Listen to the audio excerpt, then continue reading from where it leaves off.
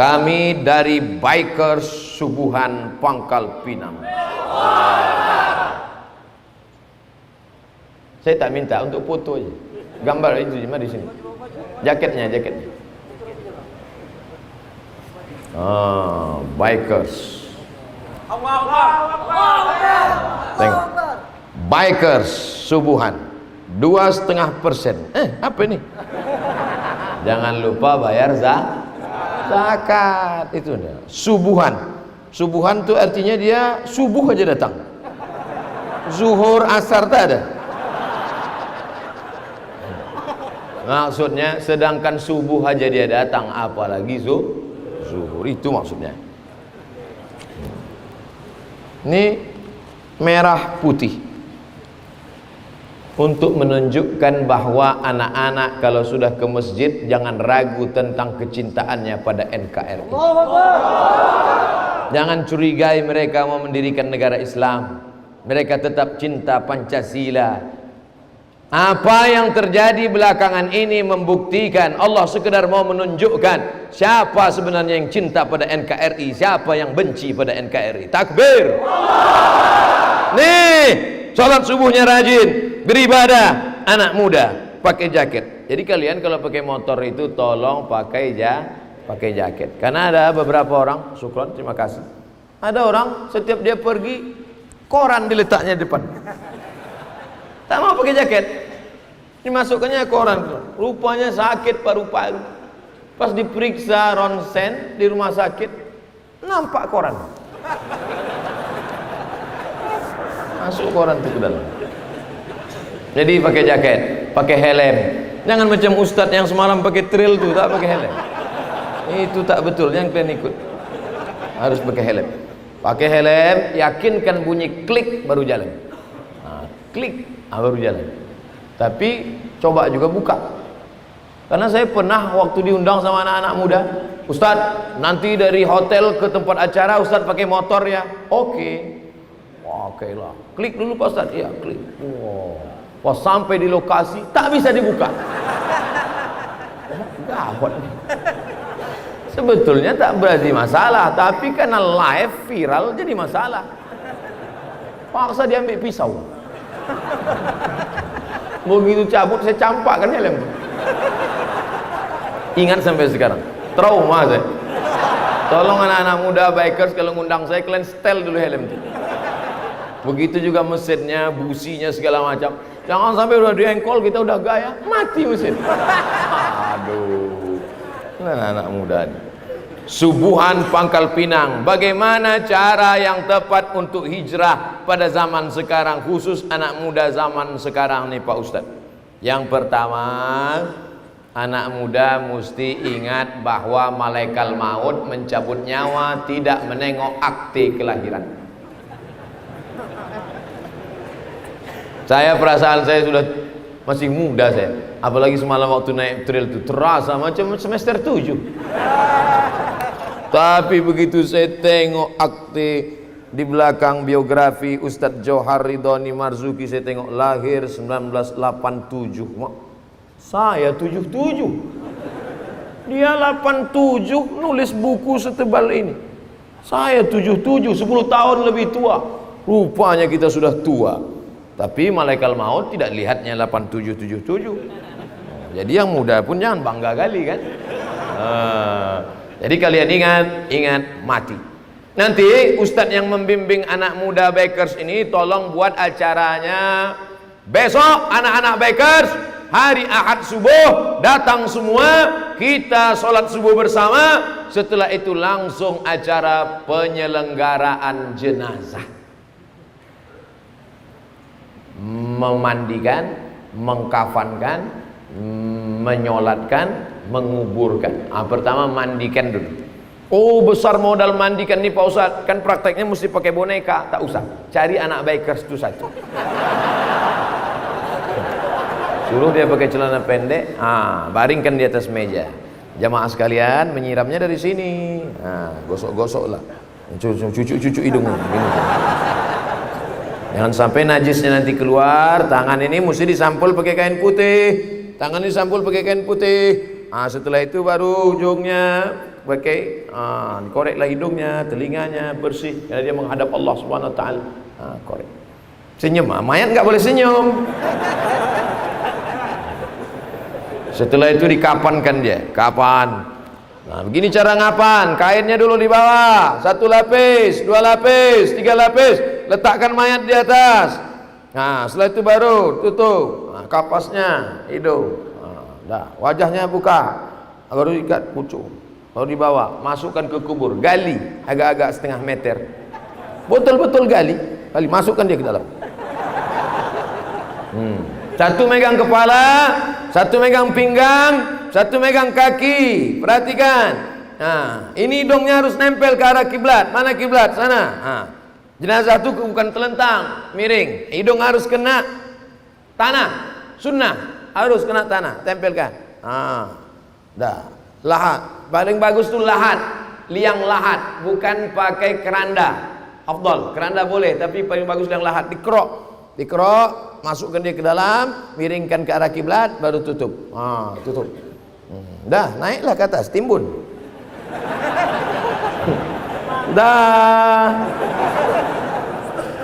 Mana yang paling bandel, mana yang suka pakai sabu narkoba, mana yang suka pacaran, insya Allah 2 gendangnya. Kalau tak berhenti gila.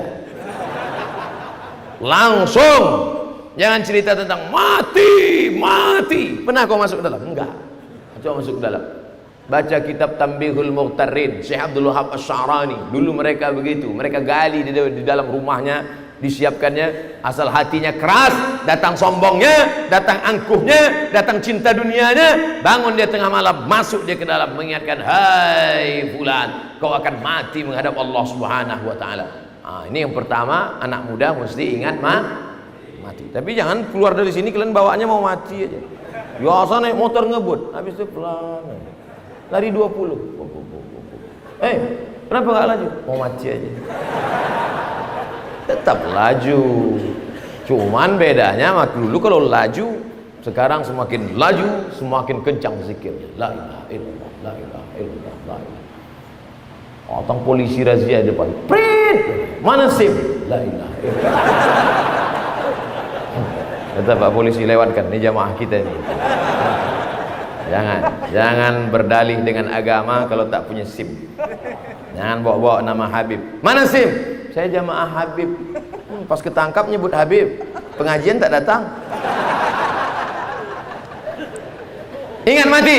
Yang kedua, setelah engkau berhijrah, jangan sendiri, karena setan suka pada orang yang sendiri. Ikutlah komunitas. Ini komunitas apa namanya? Pemuda Hijrah. Ini komunitas apa namanya? Bikers Syariah. Oh, rupanya ada bikers konvensional. Ini komunitas apa namanya? Komunitas jombloan sejati. Mantap. Ini komunitas apa? Mantan LGBT. Harus ada komunitas-komunitas. Yang ketiga, ini yang paling penting adalah jangan marah dikritik orang, karena mereka mengkritik itu karena sayang. Kok katanya udah tobat, kok masih pakai celana pendek? Terserah aku lah, mau pakai sempak mau apa, buat pokok urus-urus. Jangan gitu. Orang mengkritik kita itu karena kita dianggapnya saudara dia. Wa tawasau bil haq wa tawasau bis sabr. Yang keempat, jangan lupa setan belum pensiun. Jangan kau sangka kalau kau sudah sholat setan berhenti. Jangan kau sangka kalau kau sudah ngaji setan stop. La'atiyannahum bimmaini aidihim, aku akan dari depan datang. Wa min khalfihim, datang dari belakang. Wa an aimanihim, datang dari kanan. Wa an syama'ilihim, datang dari kiri. Setan tetap datang. Maka jaga persatuan. Wa ta'awanu 'alal birri wat taqwa. Bersatu, berkomunitas, bekerja sama, tolong menolong dalam kebaikan dan ketakwaan. Wala ta'awanu 'alal ismi wal 'udwan. Jangan bekerja sama untuk buat dosa dan permusuhan. Masya Allah. Selama saya hidup jadi ustadz baru, inilah pertanyaan sekaligus ada kayu gaharunya. Ini kayu gaharu. Saya dari Majelis Taklim Nurul Huda Desa Gudang, Kecamatan Simpang Rimba. Ini ada bingkisan berupa gaharu asli dari Bangka Belitung. Jazakumullahu khairan. Man ahsana ilaikum, siapa yang berbuat baik kepada kamu fakafi'uhu, balaslah. Siapa yang buat baik pada engkau Abdul Somad, balaslah. Gimana saya mau membalas dia pakai, berapa lama saya mesti nanam kayu gaharu? Fa illam tajidu, kalau kau tak sanggup membalas, fad'u lahu, doakan yang ngasih ini. Apa doanya? Jazahullahu khairal jaza, semoga Allah membalas dengan balasan yang terbaik. Saya minta doa Pak Ustaz, udah aku bacakan dah, sudah diaminkan jamaah. Karena saya baru belajar mendalami agama, namun karena saya baru belajar sering mengalami kendala-kendala dalam proses belajar, mudah-mudahan dengan doa Pak Ustaz proses belajar saya lebih lancar. Allahumma faqihu fiddin. Anak-anak muda yang baru hijrah ini dalamkan agama mereka ya Allah. Waftah lahum futuhal arifin, bukakan pintu hati mereka sebagaimana telah kau bukakan kepada para wali-walimu ya Allah. Waj'alhum min warathati anbiya'ika, jadikan mereka menjadi pewaris para nabimu ya Allah. Wadkhilna ma'ahum ma'al habibil mustafa fi jannatikal ula, masukkan kami bersama mereka dalam surga Jannatul Firdaus bersama Nabi Muhammad sallallahu alaihi wasallam. Kertas yang lain boleh hilang, yang ini jangan.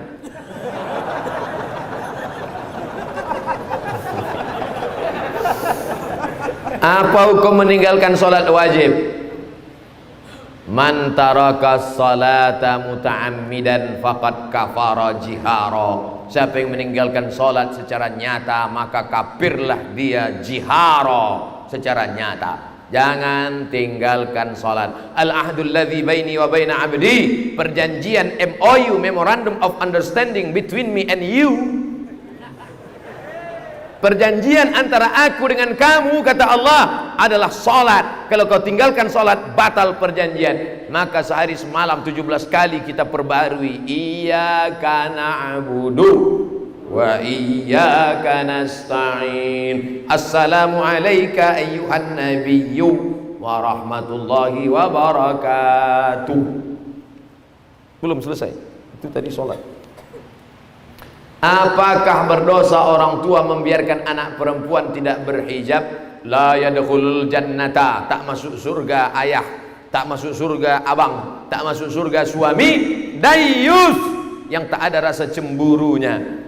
Abang, ayah, suami membiarkan istri, adik, anak perempuan keluar rumah tak pakai hijab, dayus, tak ada cemburunya. Itu adik kau? Iya. Cantik ku tengok. Iyalah, abangnya kan ganteng. Dayus, tak ada rasa cemburu. Mestinya wajahnya merah. Kenapa kau tengok aurat saudaraku, saudariku, adikku, anakku? Ingat, bapak yang rajin salat, yang rajin puasa sunat, selangkah lagi kau masuk surga, selangkah mau masuk Jannatul Firdaus. Tapi anakmu kau biarkan tidak menutup aurat, selangkah juga kakimu akan ditarik ke dalam neraka jahanam. Ingatlah wahai bapak-bapak yang punya anak gadis, abang-abang yang punya adik-adik, punya perempuan, kau dituntut di hadapan Allah Subhanahu wa taala. Siapa yang Ustaz tunjuk yang menonton acara itu? Jangan pikir kita selamat, yang penting saya sudah sholat, yang penting saya sudah puasa sunat, yang penting saya sudah berzikir, yang penting saya sudah haji dan umrah. Masalah anak saya bukan urusan saya. Kullukum ra'in, setiap kamu pemimpin, wa kullukum mas'ulun ar ra'iyatih, setiap kalian akan dituntut, ditanya tentang yang dia pimpin, adiknya, anaknya, istrinya. Suami-suami yang masih takut sama istri, yang belum pakai hijab, pulang dari sini kasih tahu dia, setiap kamu adalah pemimpin. Alah, abang baru ngaji sekali, udah mau ceramah pula. Kalau bapak tak pandai ngasih tahu, mudah aja. Ambil video-video saya cerita tentang hijab itu, kirim ke dia. Dek, ini ada video nih, coba kau tonton dulu. Tengok. Alah, aku tengok ini macam ustaz sesat ini, kata dia. Gak apa-apa, dia pertama marah, tapi lama-lama dia berpikir, doa, jangan lupa doa. Allah bukakan pintu hidayah bagi suami yang sudah menikah, istrinya tak pakai jilbab. Adapun kalian yang lajang, tak ada alasan, karena kalian belum nikah. Pilihlah perempuan yang berhijab. Mudah-mudahan diberikan Allah perempuan yang berhijab.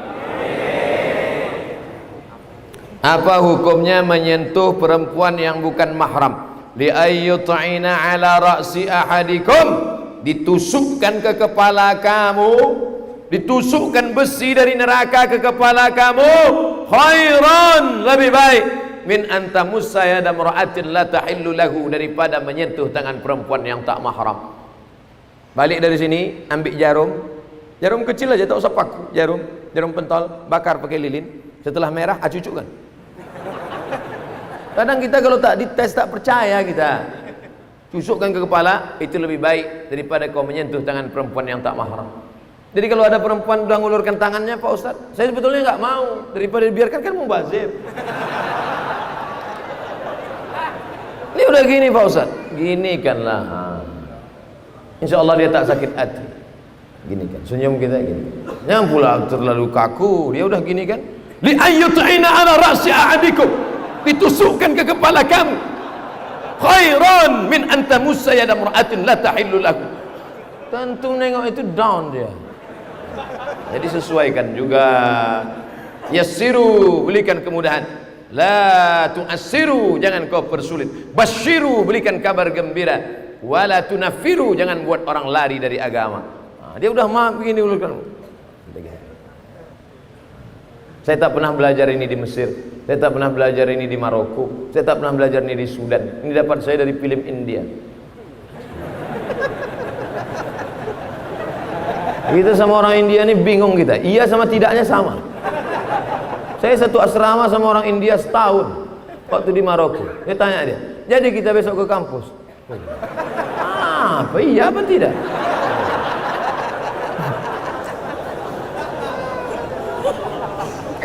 Abang saya seorang polisi, bagus. Kalau kena tilang telepon dia. Dia ingin masukkan saya jadi satpam. Di bawah dia itu. Tapi saya menolak karena masuk kerja orang dalam itu haram. Mantap adik. Mantap. Tapi orang tua saya marah-marah karena saya menolak. Bagaimana cara menasihati orang tua Pak Ustaz? Wahai orang tua yang punya anak yang soleh, ketika orang lain justru memanfaatkan keluarganya, anakmu malah tidak mau karena tak mau makan haram, dia sudah menyelamatkan engkau dari azab Allah Subhanahu wa ta'ala. Bayangkan dipakainya jasa abangnya, sebetulnya dia tidak punya kapasitas kemampuan sama sekali, kerja dia di situ, gajinya haram, tunjangannya haram, berasnya haram, duitnya haram, dikasihnya anak bininya makan haram. Tapi kalau dia memang layak, fit and proper test lulus, tes tinggi lulus, tes otot sehat lulus, tes kesehatan lulus, datang abangnya, orang tahu itu adik kau ya, iya lulus. Memang andai itu pun tak ada, tetap lulus. Maka tak ada kecurangan di dalamnya. Siapa yang curang? Man ghasyana falaysa minna. Siapa yang curang bukan golongan umat Nabi Muhammad sallallahu alaihi wasallam. Bayangkan andai kita di akhirat nanti jumpa mau minta syafaat, ya Rasulullah minta syafaat, apa kata Nabi? Kau bukan umatmu karena kau curang. Kalau curangnya demi 100 miliar masih masuk akal. Curangnya apa? Hanya mau jadi satpam. Ustadz menyepelekan satpam ya? Tidak. Justru satpam yang bekerja halal mencari nafkah lebih dulu masuk surga daripada orang kaya yang punya jabatan kekuasaan diperoleh dari yang haram. Karena kita akan dituntut di hadapan Allah sekecil apa? Famay ya'mal mithqala dzarratin khairan yarah. Tolong jelaskan pada umat ini bagaimana kredit itu haram, karena masih banyak orang yang melakukannya. Pinjam 100.000 bayar 125 riba, pinjam 100 juta bayar 110 riba. Orang yang melakukan riba kena 5. 1. Alladzina yakuluna riba, orang yang makan riba, la yaqumuna illa kama yaqumul ladzi yatakhabbathu syaitanu minal mas. Bangkit dari kubur nanti macam orang kerasukan setan. Pernah nengok orang kerasukan setan? Pernah nengok orang di ruqyah? Allahul qayyum la ta'khudhuhu sinatun wa la nawm lahu ma fis samawati wal ardi. Macam itulah dia nanti bangkit di akhirat. Ada nanti di akhirat, tengok ke kanan malaikat, pandang ke kiri malaikat. Kenapa aku bisa bangkit di akhirat sama malaikat? Al-mahiru bil Quran. Anak-anak kita yang hafal Al-Quran nanti di akhirat dibangkitkan bersama para malaikat. Amin. Tapi ada yang bangkit di akhirat nanti, bangkit dari kubur kepalanya keledai. Kenapa kepala kau keledai? Karena selalu mendahului imam. Imam baru Allah, dia bertengah. Kau kenapa cepat kali? Aku kan pembalap. Ingat, terserah mau kau salib imam sekarang, terserah. Di akhirat kepala kau keledai. Kalau lebih cepat dari itu Pak Ustadz, kuda Nil.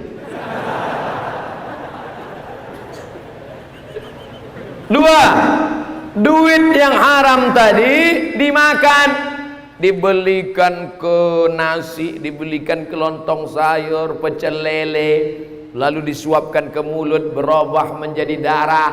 Darahnya itu dari jantung nasi ke otak. Sepiring nasi, setetes darah masuk ke jantung, naik ke otak. Nasiyatin kadhibatin khati'ah, ubun-ubun pembuat dosa, pembohong, penipu. Kenapa ubun-ubun? Karena ternyata yang berpikir itu otak bagian depan, otak depan, otak belakang, otak kanan, otak kiri, otak-otak di pinggang. Otak bagian depan ini otak yang berpikir. Kenapa anak saya ini tak pernah mikir betul Pak Ustadz? Gara-gara kau kasih makan riba. 3. Dimakan nasi menjadi darah, darah menjadi daging, tulang belulang. Ayyuma lahmin nabata min haramin, setiap daging tumbuh dari yang haram, fannaru aulabih, tempatnya api neraka. Ditimbang kita di akhirat, langsung nampak datanya. Abdul Somad berat 50 kilo, yang halal 10 saja, yang 40 dari riba. Berapa lama kau diobok-obok dalam neraka jahanam?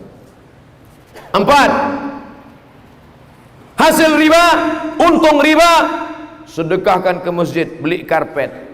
La yaqbalu tayyiban, innallaha tayyibun, Allah maha suci. La yaqbalu tayyiban, Allah tak menerima kecuali yang suci-suci saja. 5. Selesai solat berdoa, Allahumma rabbana ighfir lana dhunubana wali walidayna. Menetes air mata, air mata darah kau keluarkan, tak diterima Allah. Kenapa? Mat'amuhu haram, makananmu haram. Masrabuhu haram, minumanmu haram. Malbasuhu haram, pakaianmu haram. Wa ghudhiya bil haram, kau disuapkan, kau menyuapkan, kau diberi makanan-makanan haram. Maka jaga makanan, mustajabud da'wah. Jaga makanan, doa dikabulkan. Jangan makan haram. Di antara makanan haram adalah riba. Tolong ceritakan bagaimana caranya Ustadz mendapatkan beasiswa. Cari di Google, www.google.com, beasiswa. Baca satu-satu. Kirim paspor, fotokopi KTP, akte kelahiran, fotokopi ijazah, fotokopi transkrip nilai, pas foto, kirim, berdoa, ya Allah, aku mau keluar negeri, ya Allah, tak tahan lagi aku ini, mahal betul uang semester. Sidang terbuka 5 juta, tutup 15, buka tutup 25. Akhirnya dapat beasiswa. Doa silahul mu'min, doa senjatanya orang beriman. S1 saya di Al-Azhar 4 tahun gratis, beasiswa dari Al-Azhar. S2 saya di Maroko 2 tahun gratis dari AMCI, Agence Marocaine Coopération Internationale, kerjasama PBB dengan Maroko. Di Sudan S3 3 kali ngajukan ke Kementerian Agama, enggak dapat. Masukkan tidak diterima, masukkan tidak juga, tak dapat. Buang air kecil saya di ruang VIP di airport Jakarta. Pas keluar, Ustadz Somad ya, kata bapaknya. Iya Pak, Ustadz mesti S3 wajib. Dalam hati saya, baru pertama ketemu nyuruh-nyuruh S3 pula. Ustadz S3, ini kartu nama saya, semuanya saya tanggung, semuanya bersih. Sampai sekarang tak ada dikasihnya.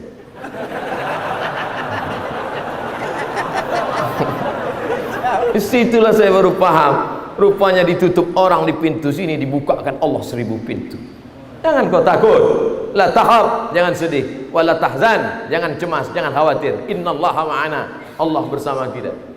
Sebetulnya kalau saya mau telepon kartu itu dia kasih, cuman saya malu minta. Tak usah minta sama manusia, minta kepada Allah.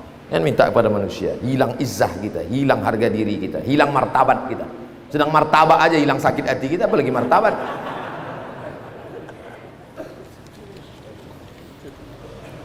Apa hukumnya seorang ingin nikah dengan sepupu terdekatnya, tapi saudara mereka berdua telah bersama juga, jadi orang tuanya kurang setuju dikarenakan saudara macam tak ada perempuan lain, carilah.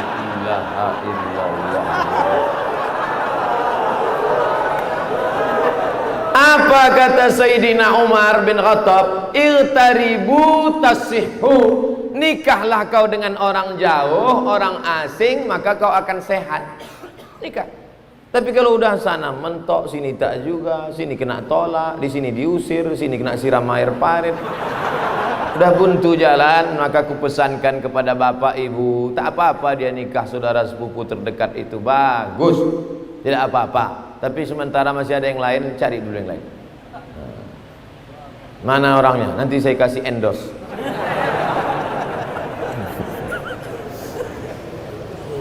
Alhamdulillah saya baru saja mendapatkan seorang putra. Alhamdulillah, Selasa 3 September. Saya minta tolong dengan Ustadz untuk memberikan nama. Orang sekarang tengok bulan. Lahir September, Septian. Lahir Agustus, Agustinus. Lahir Januari, Januar. Saya lahir bulan Mei. Andailah dulu ayah emak saya ikut bulan, mungkin nama saya maybe yes, maybe no.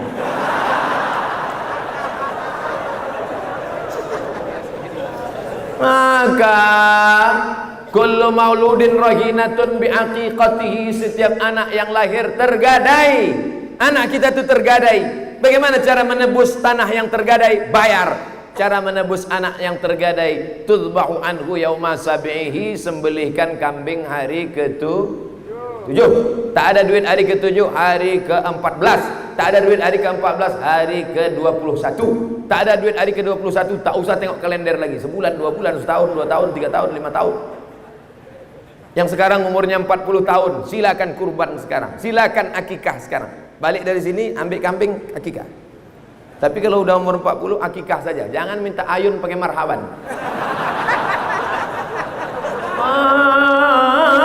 Marhaba ayyanur. Minta pula Habib cukur rambut.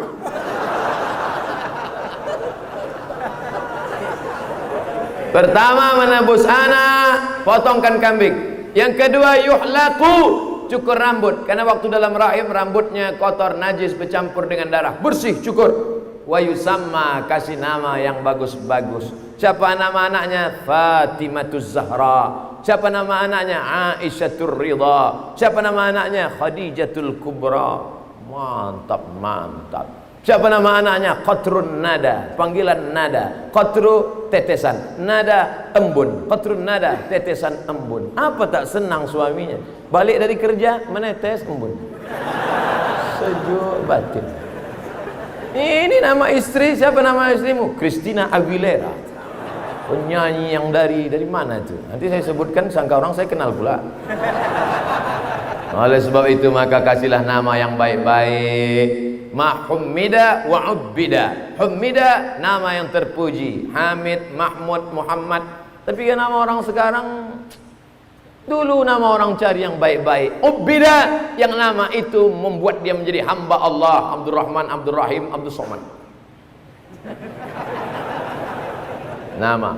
Siapa nama Pak Bupati kita? Ibnu Saleh. Ibnu anak. Saleh, Saleh. Yang selalu kita minta, Rabbi habli minas salih. Idza mata ibnu Adam, idza mata al-insan, kalau mati manusia putus, tapi ada 3 yang tetap kekal amalnya, tak putus. Waladun salih. Apa beda waladun salihun dengan ibnu salih? Waladun salihun bisa laki-laki, bisa perempuan. Tengok dalam kitab Syarah Bulughul Maram.